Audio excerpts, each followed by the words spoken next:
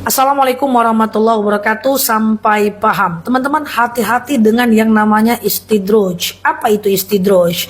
Istidroj itu adalah orang yang banyak nikmat diberikan kepadanya, tapi dia masih maksiat. Saya awali dengan salah satu statement dari rekan saya. Dia mengatakan begini, Nela, aku itu nggak bakti loh sama orang tua. Aku tuh biasa-biasa aja loh. Aku tuh nggak baik loh sama orang tua aku. Tapi rezekiku oke-oke aja sih. Nasibku bagus-bagus aja sih, nggak ada masalah hidupku. Nah, hati-hati teman-teman. Dalam Islam ada yang namanya istidroj. Apa itu istidroj? Istidroj itu adalah Allah berikan sesuatu kepada orang yang maksiat. Kamu nggak sholat, ini nikmat. Kau tak puasa, ini nikmat. Kau tak ibadah, ini nikmat. Kau riba, ini nikmat.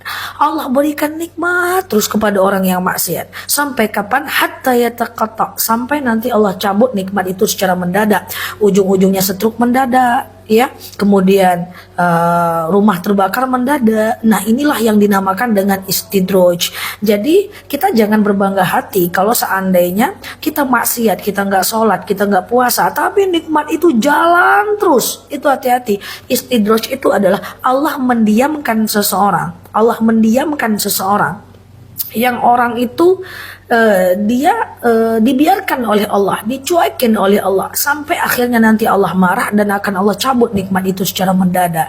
Istidroj ini adalah bab yang paling mengerikan karena prosesnya namanya istidroj, endingnya adalah musibah. Jadi jangan heran kalau ada orang mapan, bangkrut mendadak, ya. Walaupun tidak semua orang yang mengalami hal buruk itu adalah istidroj, bisa jadi itu ujian. Nah, bedanya apa?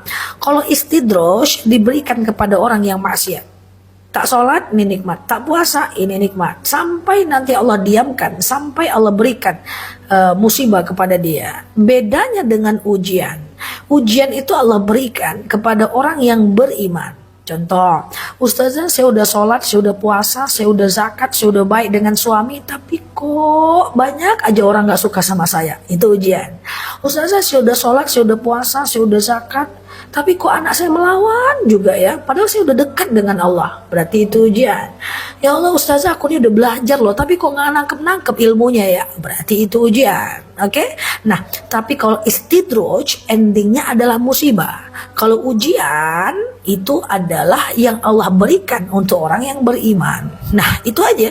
Jadi misalnya nih kita sakit, ya, kita sakit, kita cek dulu, hati-hati, ini musibah istidroj atau ini ujian. Kalau kita rasanya udah taat, udah baik, udah belajar, udah dekat dengan Allah, tapi kena juga masalah, berarti itu ujian. Kalau ujian itu aman, ujian Allah berikan supaya kita naik kelas keimanannya. Tapi kalau kita nggak sholat, nggak puasa, nikmat banyak, rezeki banyak, hutang nggak ada, semua orang baik dengan kita, semua orang sayang sama kita, kita nggak sholat, kita nggak puasa, kita nggak pernah ibadah, tapi nggak ada masalah hidup, itu hati-hati. Tinggal nunggu waktu, Allah akan cabut nikmat itu secara mendadak. Na'udzubillah. Bagaimana cara menghindari istidroj yang endingnya adalah musibah? Caranya begini, semakin tinggi nikmat, semakin tinggi ibadah, semakin banyak rezeki, semakin tinggi sedekah, semakin banyak bagus rezeki, maka semakin tinggi ibadah, semakin banyak orang yang sayang, semakin kuat menyayangi orang lain, semakin banyak orang yang mencintai, semakin kuat membalas kebaikan orang, supaya kita tidak terjebak dengan istidroj. Jadi imbangi nikmat dengan kualitas dan kuantitas ibadah. Karena kalau dia nggak imbang, maka endingnya akan istidroj. Oke, terima kasih. Neloki di sini. Like, share video saya ini, follow kanal saya ini, cek ratusan video saya yang lain, dan terima kasih telah menemani. Neloki di sini. Sampai paham. Assalamualaikum warahmatullahi wabarakatuh.